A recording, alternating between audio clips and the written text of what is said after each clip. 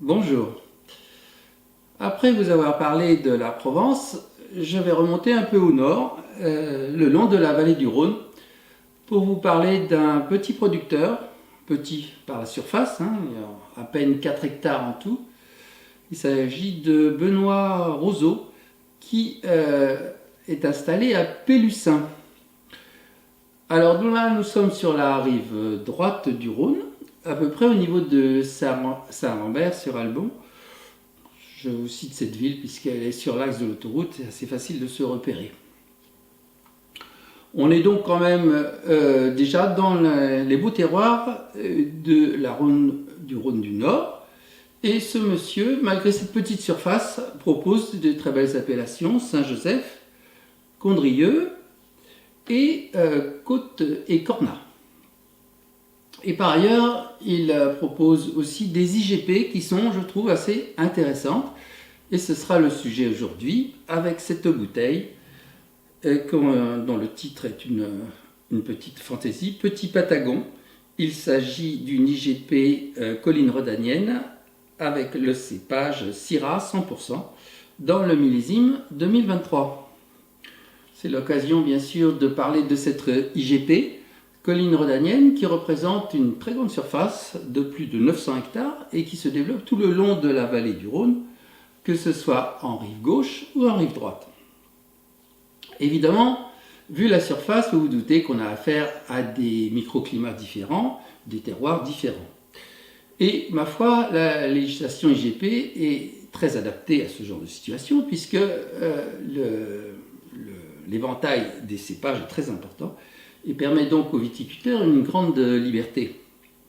Effectivement, quand on détaille un petit peu les cépages autorisés dans cette IGP, eh bien, il y a 20 cépages blancs et 20 cépages rouges, enfin, à un près, je ne sais pas compter exactement, c'est pour vous dire que c'est une panoplie très importante.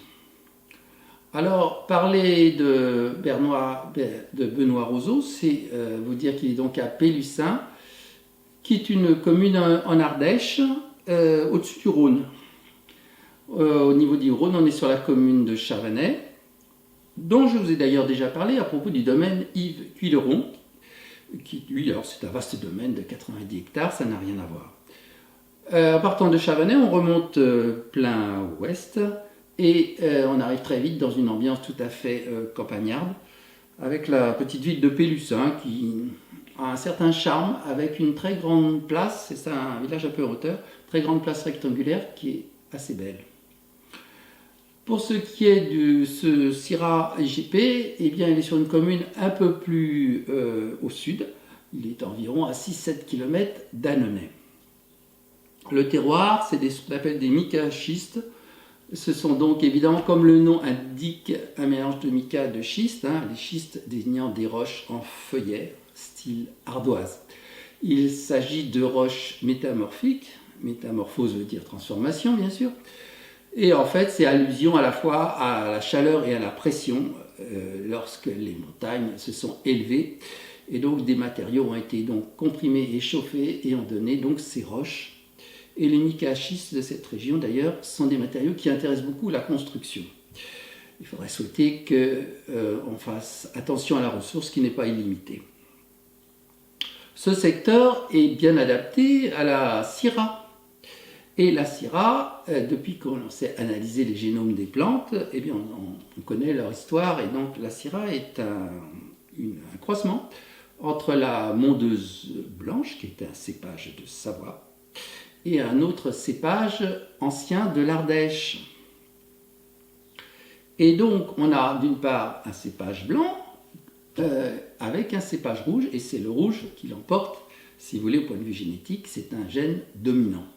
On retrouve bien sûr l'exemple archi-classique, c'est le Cabernet Sauvignon bordelais, qui lui bien sûr est un croisement entre Cabernet et Sauvignon et donne des raisins rouges. Ceci étant, ce croisement qui est dû à ces deux cépages se retrouve dans la liste des cépages autorisés. Alors cette Syrah, eh bien, pourquoi goûter ça? Parce que c'est une occasion d'approcher le cépage Syrah sur des terroirs finalement intermédiaires, Et parfois, on perçoit mieux le style de la Syrah sur un cépage comme ça, sur un terroir intermédiaire, que sur un grand terroir, parce que Corna, Cortre-Tilly, les cépages sont sublimés et les vins sont, comment dire, ont des qualités par eux-mêmes liées au terroir, et le cépage, finalement, est un peu en retrait. C'est un petit peu comme si, pour une séance de dégustation d'amateurs, on va faire goûter un gamay, on va prendre un petit gamay un peu rustique du Val-de-Loire pour que les gens saisissent bien le style. Et puis finalement, si on leur fait goûter après un moulin à vent qui a un peu vieilli, et c'est bien sûr le même cépage, eh bien la perception sera assez différente parce que le terroir est là pour transformer le cépage. Un petit mot quand même du secteur de Pélussin, parce que juste au-dessus, toujours à l'ouest, eh bien, on rentre dans le parc régional du Pilat, qui est vraiment un petit bijou, qui culmine à une altitude relativement modeste de 1400 mètres à peu près. C'est le royaume du VTT et du randonneur, avec certains secteurs qui sont à myrtille et qui font le bonheur des ramasseurs du coin.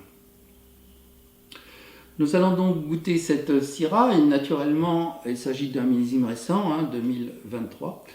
Nous allons voir un petit peu ce que ça donne.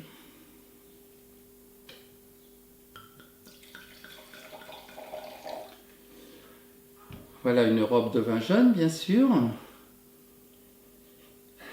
Et le vin, il n'a finalement que 2 ans et quelques. Très joli nez. Sur la mûre et aussi des notes boisées élégantes qui donnent un style un peu particulier aux arômes de fruits rouges, et c'est extrêmement agréable. On a aussi des arômes un peu qui évoquent un peu le thym. C'est des arômes qui se différencient assez, si vous voulez, des vins du nord de la France, je veux dire. Un nez riche, le vin est légèrement trouble. Très agréable.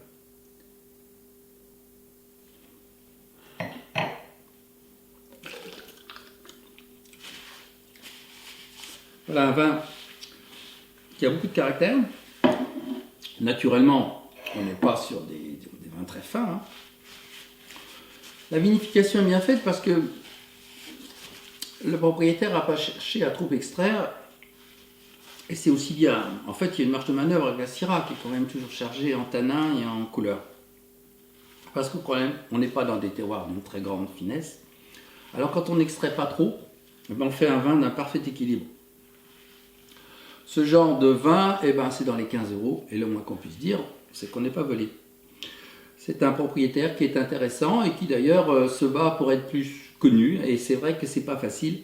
Avec 5 hectares, c'est des petites productions, et c'est pas toujours évident de se faire connaître. Voilà, à bientôt.